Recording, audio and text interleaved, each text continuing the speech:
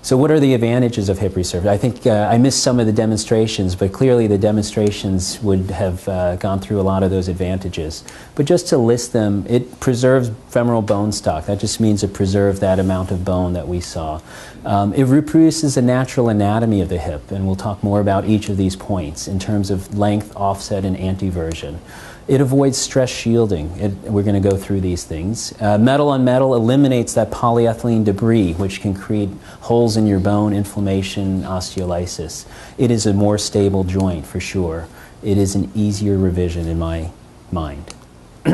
So going through each of those points, in terms of physiologic loading, what I mean by that is our hips take load from the top. So we're going to step on our hip, we're going to place load on that. With a total hip replacement here on the left, it goes to the ball, it's transmitted to a metal stem, and then it goes inside the bone, which is called hoop stresses. So that's a different model than on the right, which is a hip resurfacing, taking load from the top, loading it through your femoral neck, just as your own hip would.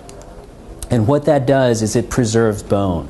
So if you do a DEXA bone scan of resurfacings, and people have done this and compared it to a total hip, these are just these are numbers that basically show after a total surface arthroplasty, which is a resurfacing, the numbers are greater than before surgery. So you actually build bone in those areas, whereas with a hip replacement, it dissolves basically because you're not loading it the same way. I mean, these are still good numbers, but if you could preserve the bone and normally load it, I think that's better. So this, a newer study showed 8% gain versus 14% loss with a total hip.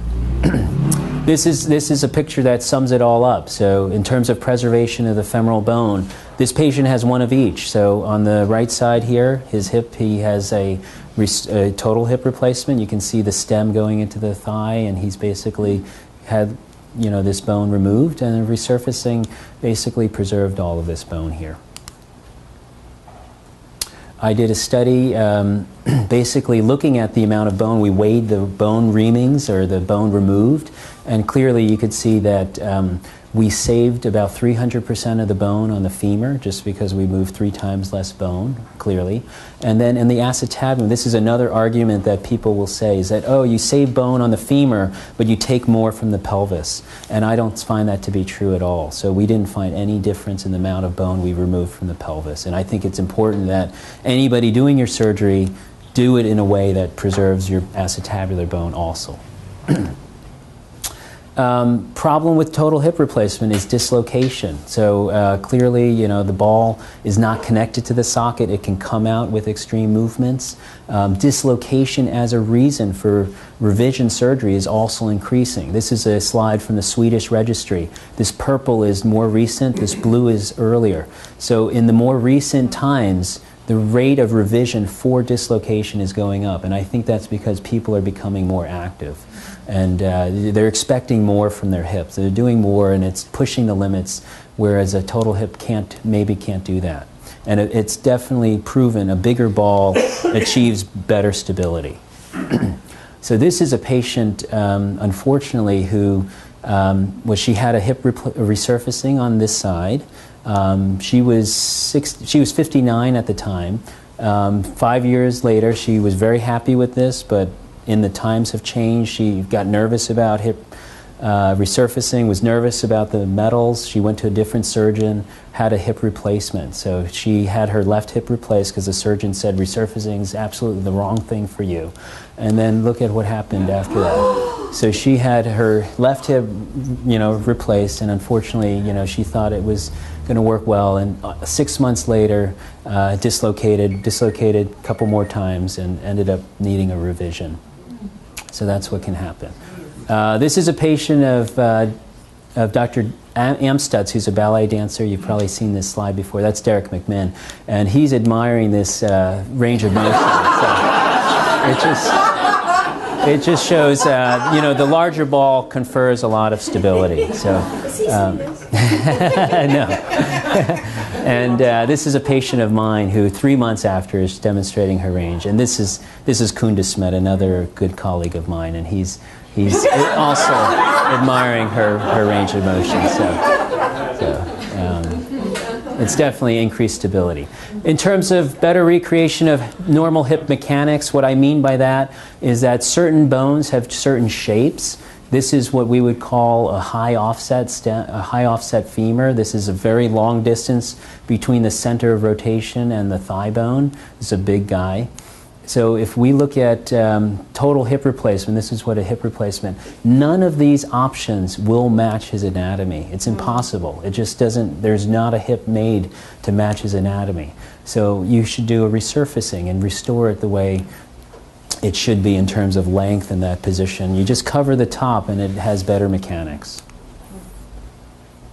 I think it's an easier revision. So, you know, this is a patient who had a total hip replacement. He did go back to high-level activity. He fractured his femur while skiing. So here's his break.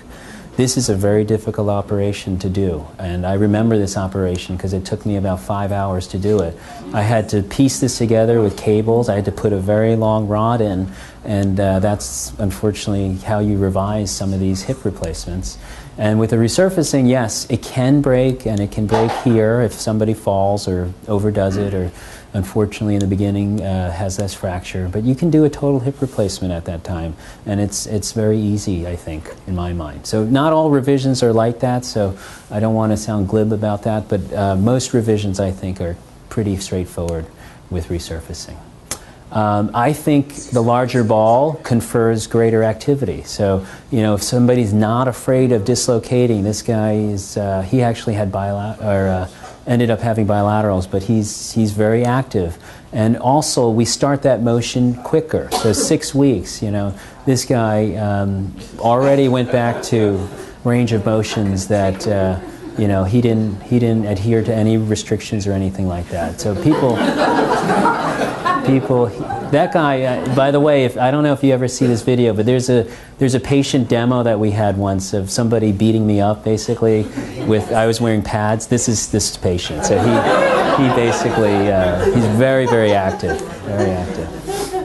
So I think those things, the greater stability, the increased activity, the quicker return to activity, resonate really well with the modern patient, and all of you are that modern patient. I think today's patients are unwilling to give up their activity, and they would rather take chances on implant longevity for the most part in order to stay active, as it's a big part of your lifestyle.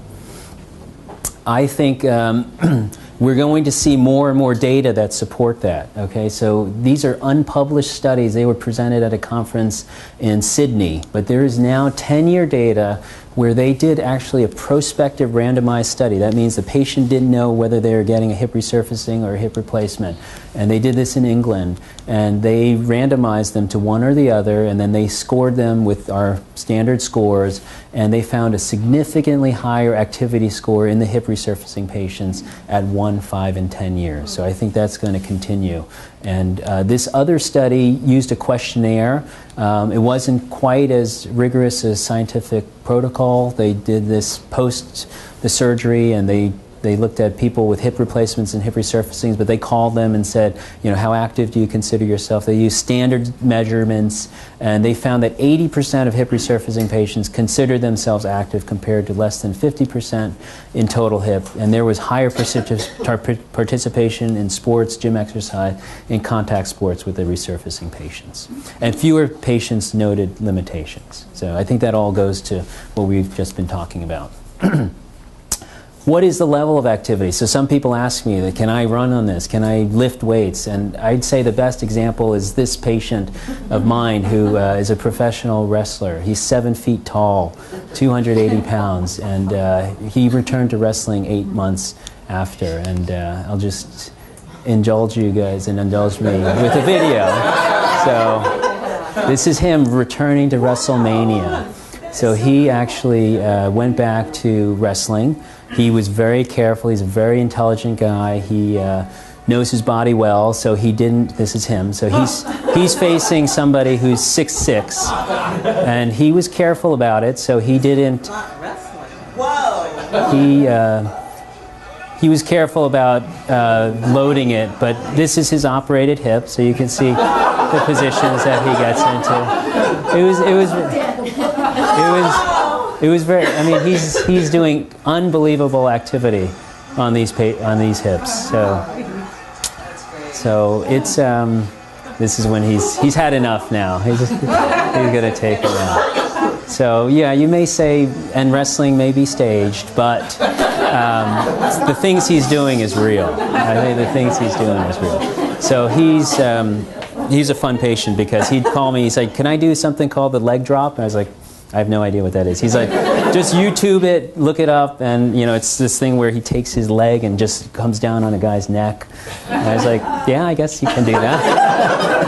So it was a lot of fun. All right, so what are the indications for hip resurfacing? Yes, you can wrestle in the WWE. So indications, I think in my mind it's very easy. It's anybody who I think may need a revision hip at some point in their life, and that may be because of age or with activity. So if somebody's involved in impact sports, I think that's going to wear out a total hip faster. If somebody is young and they're, you know, have a lot of years left ahead of them, then there's people I think we need to plan for the future. So in my mind, that is a candidate for resurfacing. Arbitrarily, it's 65. I mean, a lot of studies have looked at 65 as the cutoff. It's not a hard and fast cutoff. It's more bone quality and activity level and things like that. Osteonecrosis is an indication. People who have unfortunately dead bone at an early age, that's what that is, and that they can have resurfacing. Or hip arthritis in the context of deformity. So this is a patient who had previous surgery and deformity and trauma, and this is a bowed femur. It's very difficult to get a regular hip replacement in this. So if you cap it, then it's a lot easier.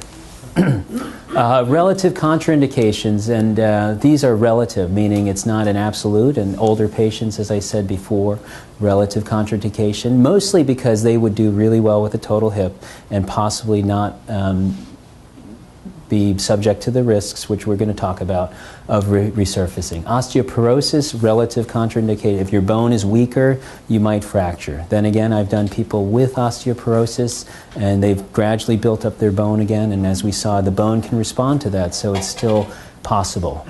Rheumatoid arthritis is an inflammatory condition. The immune system is a little bit different, so there's questions about whether or not they may respond differently to the metals, and that remains to be seen.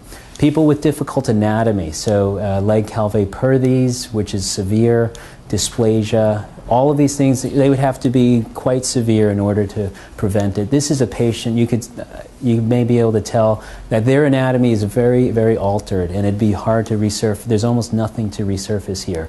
So a hip replacement would do really well and be able to restore the mechanics better. Impaired renal function, that's why I asked a lot of you about kidney issues. Your kidneys are extremely important at getting rid of the metals. So people with impaired renal function, they may have a buildup of the metals. So that's something that is a relative contraindication.